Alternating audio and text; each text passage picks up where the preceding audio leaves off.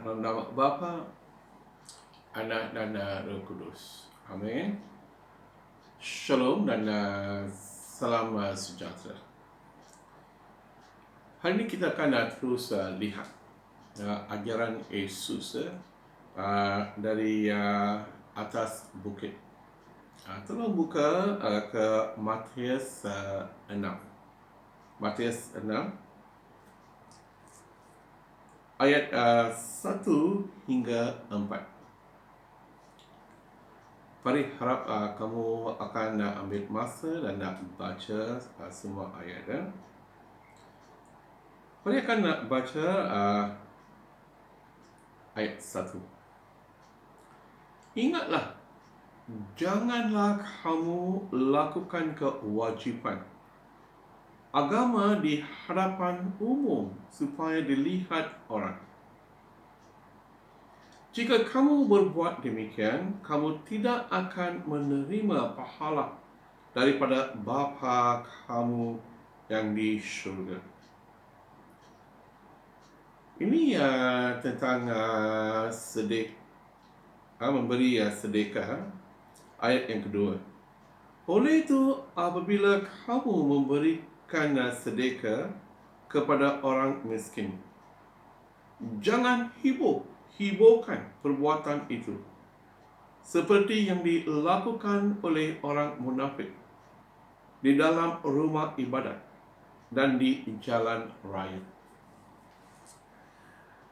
Ini tentang memberi sedekah. Ini kita sebagai pengikut Yesus, kita selalu bersedia untuk menolong orang yang ada dalam keperluan. Ini bila kita kata nak beri, ini memang susah. Ini yang satu, memang susah nak beri. Yang kedua, ada yang memberi untuk menerima pujian.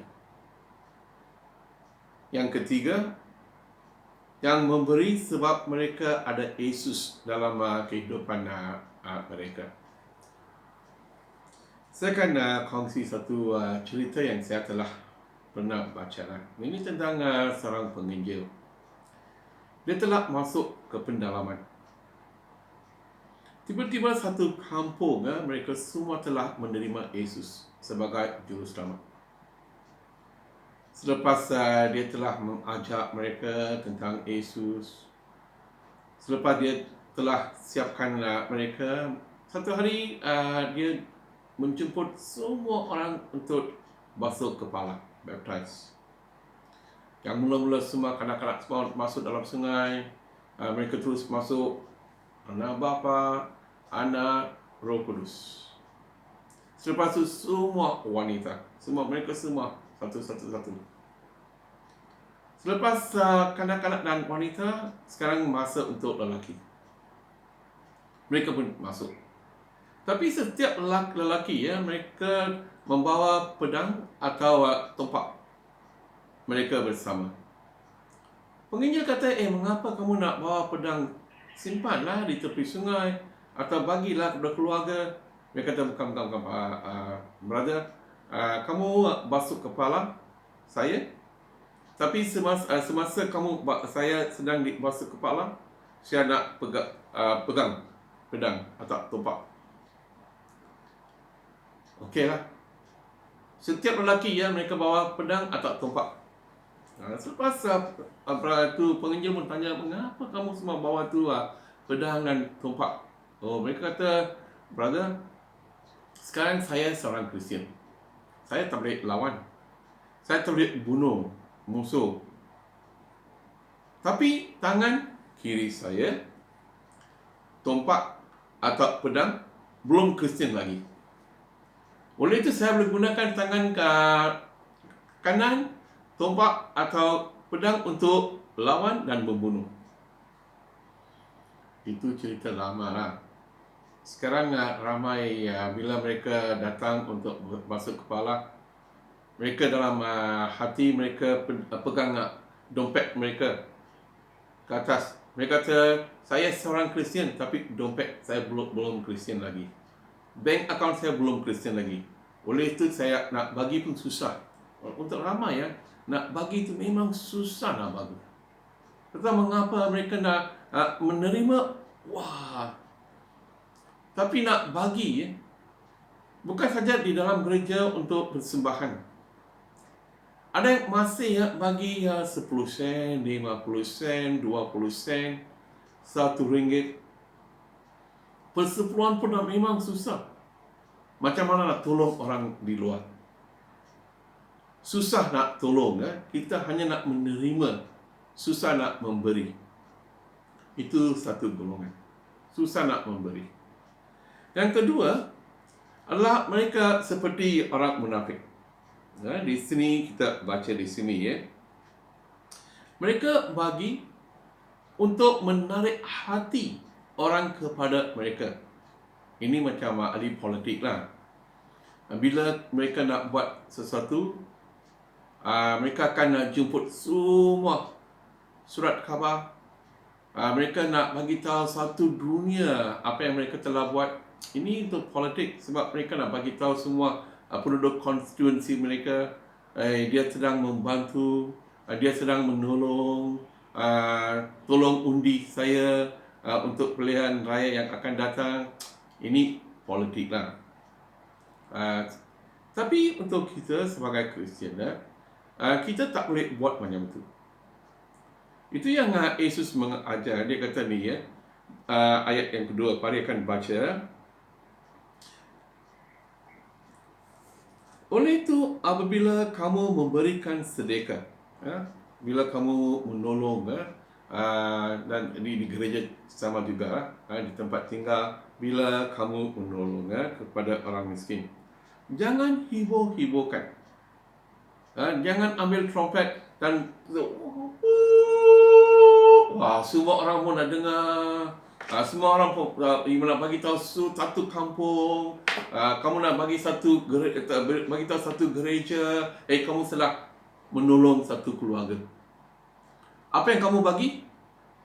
5 kilo beras, 3 kilo minyak, 2 kilo gula. Wah, kamu dah bagi mereka 1,000 atau 2,000 ringgit. Tak payahlah. Jadi itu Yesus kata ni ya, bila kamu nak tolong saja. Jangan hibur-hiburkan ya. Jangan bagi tahu satu kampung kamu telah menolong seseorang, supaya satu kampung boleh memuji. Tapi bagi tahu satu gereja kamu telah memberi. Kadang-kadang ada orang yang jemput minta padri, saya nak bagi sesuatu, tapi jangan bagi tahu kepada sesiapa pun. Itulah spirit yang baik.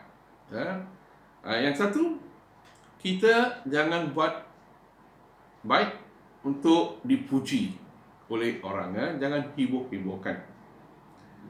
Dan kadang-kadang yang kedua, bila orang macam tu, satu, bila mereka memberi sedekah, mereka nak dipuji. Kalau orang tak memuji dia mungkin marah. Yang kedua, mereka akan buat perbaikan, buat baik, akan bagi sedekah kadang-kadang untuk tutup kelemahan mereka, untuk sembunyikan kelemahan, dosa-dosa mereka. Kita tidak tahu dari mana dia dapat wang, pendapatan dia dari mana. Mungkin dia ambil rasuah, mungkin dia tipu orang, mungkin dia seorang along, kita tak tahu. Tapi dia ingat, bila dia bagi sedekah, bila dia tolong orang, dia boleh tutup dosa-dosa dia. Dia boleh sembunyikan dosa-dosa dia. Dan kadang-kadang kita pun manusia, bukan? Bila seseorang buat baik, kadang-kadang kita pun tutup mata lah. Tak kisahlah. Dia selalu bagi saya duit. Dia selalu tolong saya. Dia selalu tolong kita. Tak kisahlah apa dia buat, itu masalah dia lah. Bukan. Kadang-kadang mereka buat macam itu. Mereka nak sembunyikan dosa mereka. Mereka dah tutup perbuatan yang tak baik melalui memberian bila mereka memberi sedekah. Dan ketiga, bila kita memberi sedekah, kita juga mau jaga sikit. Kita membagi supaya ada keperluan. Bukan sebab kita nak bagi supaya orang boleh kata, wah, orang ini baik, gereja ini baik.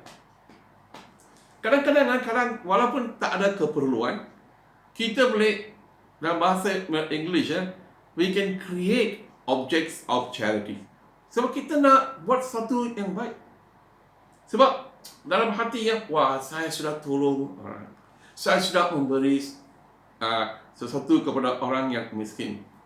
Kadang-kadang mereka tak perlu lah. Saya akan bagi kongsi dua cerita. Semasa padri di Badut, 1 tahun kami telah ambil keputusan untuk menolong kanak-kanak di satu kawasan rumah hijau. Mereka panggil itu rumah hijau. Dan kami telah mengambil keputusan untuk memberi mereka pakaian sekolah, beg lah, baju lah, kasut lah, socks lah. Dan semua jemaah pun mereka pun mereka nak tolong sebab tu musim Christmas, kita mesti memberi, mesti memberkati orang. Memang puji Tuhan, wah, ini satu keputusan yang diambil oleh gereja.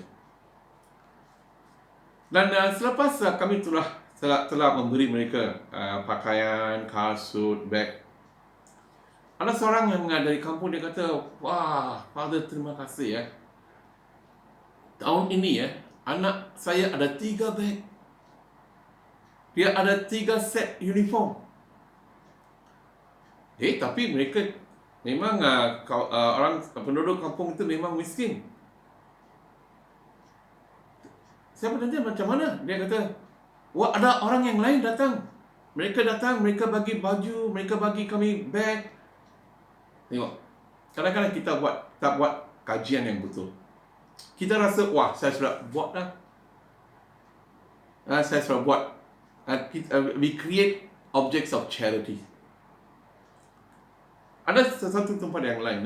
Ini satu gereja telah ambil keputusan untuk memberi makanan. Setiap hari Jumaat, mereka akan pergi masuk ke kampung itu dan bagi makanan. Katanya, okey, berapa orang di keluarga? 4 paket makanan. Berapa orang di keluarga? 3 orang, 3 paket makanan. Setiap Jumaat. Ada seorang dari kampung itu, dia kongsi, dia kata, wah, Father, dulu kita setiap hari kita memasak. Sekarang Jumaat kami semua cuti. Mengapa? Ada satu gereja, mereka datang, mereka akan bagi kami makanan. Bukan sebab mereka tak ada makanan, tapi untuk gereja itu, mereka rasa mereka mesti mentolong. Adakah mereka yang menerima perlu pertolongan itu? Ini musim COVID-19. Kita mau jaga. Kita mesti mentolong. Itu adalah tanggungjawab kita. Bila seseorang dalam keperluan, itu adalah tanggungjawab kita sebagai seorang Kristian, bukan sebagai gereja. Apakah gereja? Orang Kristian. Bila orang-orang Kristian berkumpul, itulah gereja. Itu adalah tanggungjawab kamu untuk setiap orang untuk menolong. Jangan tunggu sampai pastor boleh tolong kawan saya. Kalau kamu boleh tolong sajalah. Ini adalah tanggungjawab kita sebagai pengikut Yesus, murid-murid Yesus. Tapi jangan buat macam dalam bahasa Pali kata, bukan? Don't create objects of charity. Don't create the needy people. Kalau memang ada keperluan, kita mesti tolong. Itu kita lihat ini wrong motives. Yang satu untuk menarik perhatian orang kepada diri sendiri. Yang kedua untuk tutup atau sembunyikan dosa, kelemahan. Yang ketiga nak buat sebab rasa baiklah, saya sudah tolong orang. Bila kita buat macam ni, kita akan hilang berkat. Itu yang kita baca dalam ayat yang kedua. Pari akan baca sekali lagi ya. Oleh itu, apabila kamu berikan sedekah kepada orang miskin, jangan heboh-hebohkan perbuatan itu seperti dilakukan oleh orang munafik. Di dalam rumah ibadat dan di jalan raya, mereka melakukan perkara itu supaya dipuji orang. Ketahuilah, mereka sudah menerima ganjaran mereka. Apakah ganjaran itu? Pujian manusia. Kita nak dipuji oleh manusia atau Allah? Saya nak dipuji oleh Allah, bukan manusia. Bila saya buat sesuatu yang baik, saya nak dipuji oleh Allah, bukan oleh manusia. Bila kita sudah menerima pujian daripada manusia, kita dah hilang pahala. Yang motif yang betul. Mengapa kita nak tolong? Mengapa kita nak memberi? Mengapa kita bagi persembahan di gereja? Yang pertama, sebab Allah mengasihi kita. Dalam Yohanes 3:16. Ini satu ayat yang kita semua pun suka. Allah sangat mengasihi. Dia telah memberi anak dia. Sebab Allah sangat mengasihi kita, Yesus mati untuk kita di atas salib. Dan melalui kematian dan kebangkitan, kita sudah diselamatkan daripada dosa-dosa. Kita sudah diselamatkan dari maut.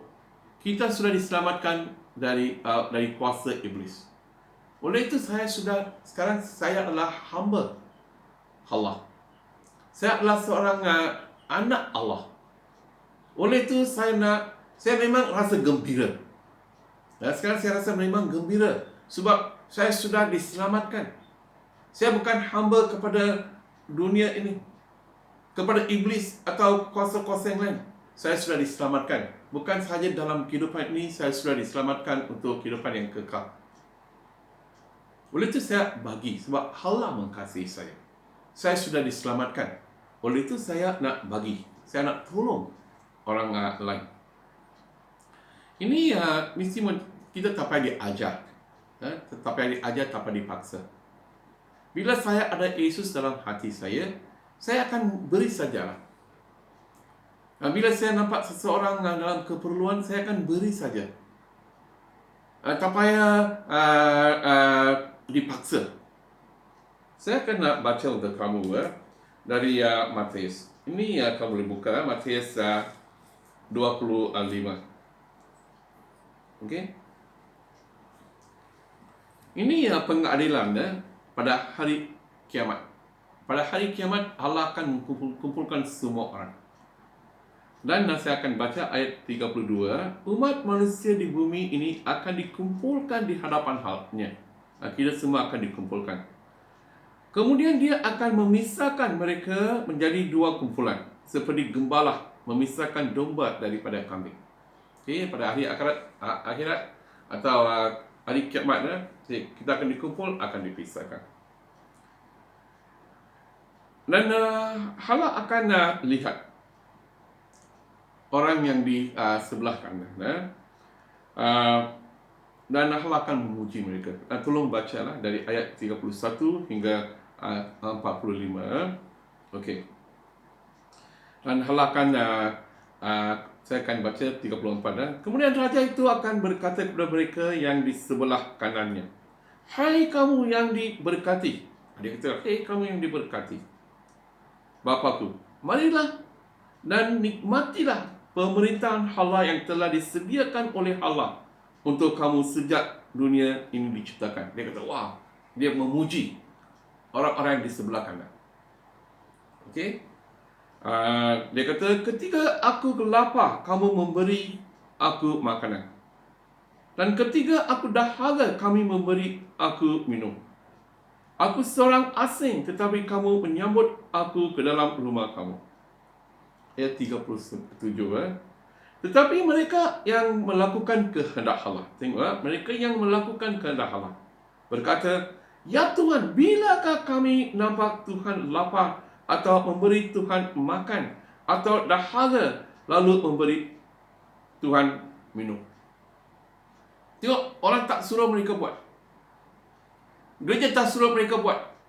Tapi sebab mereka adalah anak-anak Allah, sebab mereka telah menerima firman Tuhan ke dalam hati mereka, mereka nak mengikut ajaran Alkitab, mereka telah menolong orang yang lapar, orang yang dahaga, orang yang tak ada kain, pakaian. Mereka telah menolong mereka. Bukan sebab paksa kata kamu mesti tolong, bukan. Sebab Yesus ada dalam kehidupan mereka. Sebab Yesus telah menjadi Tuhan mereka. Mereka telah jadi hamba. Kehidupan mereka dipimpin oleh Roh Kudus. Oleh itu mereka telah membawa buah Roh Kudus. Inilah kita memberi sedekah, kita memberi tolong orang. Bukan sebab kita disuruh, kita dipaksa. Kita memberi dengan hati yang suka rela. Dan mengapa saya nak bagi? Sebelum itu, kita lihat 2 Korintius. 2 Korintius 9. 2 Korintius 9.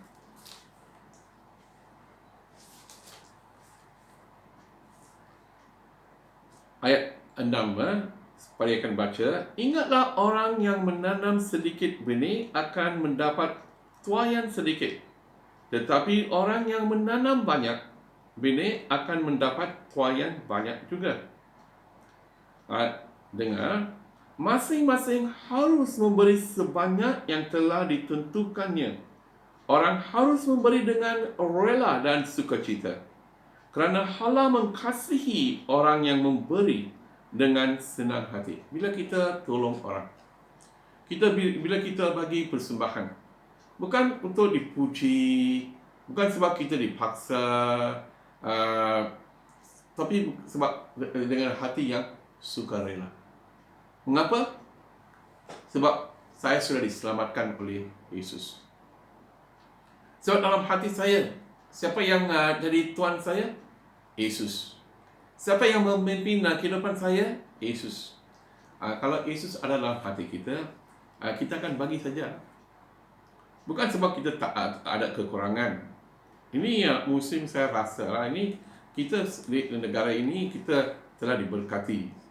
Kita ada banyak, lebih dari beberapa penduduk di negara-negara yang lain. Tak kurang pakaian, tak kurang makanan. Tapi kita hanya nak simpan untuk diri sendiri. Nak susah nak bagi. Kalau nak bagi pun pada kata bukan, susah nak bagi. Bagi pun mesti dipuji oleh orang. Tapi di sini kita baca, kalau bila Yesus ada dalam hati kita, kita akan bagi saja. Saya tahu banyak kawan-kawan jemaah yang mereka akan bagi saja. Kita tak payah puji mereka, tak payah masuk nama mereka dalam buletin. Mereka akan bagi saja, mereka akan tolong saja. Sebab mereka ada Yesus dalam kehidupan mereka. Mereka percaya apa sahaja yang mereka ada adalah satu berkat daripada Tuhan. Oleh itu mereka nak kongsi berkat mereka dengan orang yang tak ada. Ini adalah tanggungjawab kita. Dan mengapa kita buat memberi? Ini kita telah baca dalam Matius. Tolong buka Matius 5.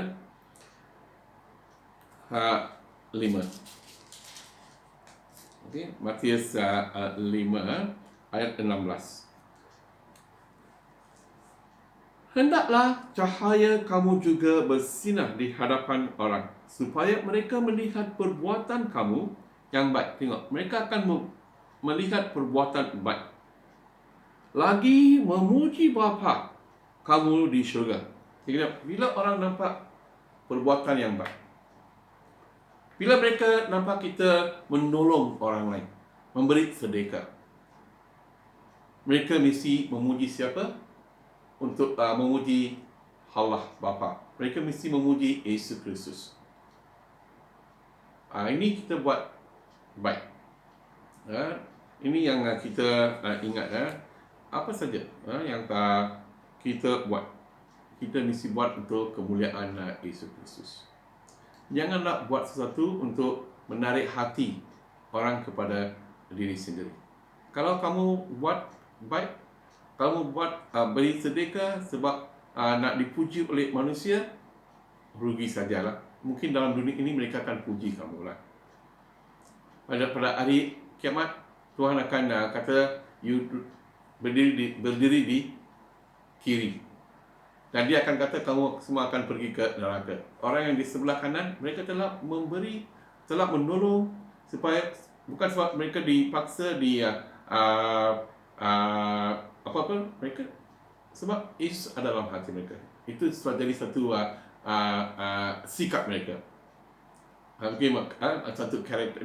Mereka nak tolong saja. Tapi dipaksa. Oleh itu, saudara-saudara, saya berharap di gereja, di tempat tinggal, biarlah orang nampak ini kasih Yesus dalam kehidupan kamu. Satu hati Yesus, di mana mereka boleh tengok perbuatan kamu yang baik dan mereka akan memuji Yesus. Tuhan memberkati kamu. Dalam nama Bapa, Anak dan Roh Kudus. Amin.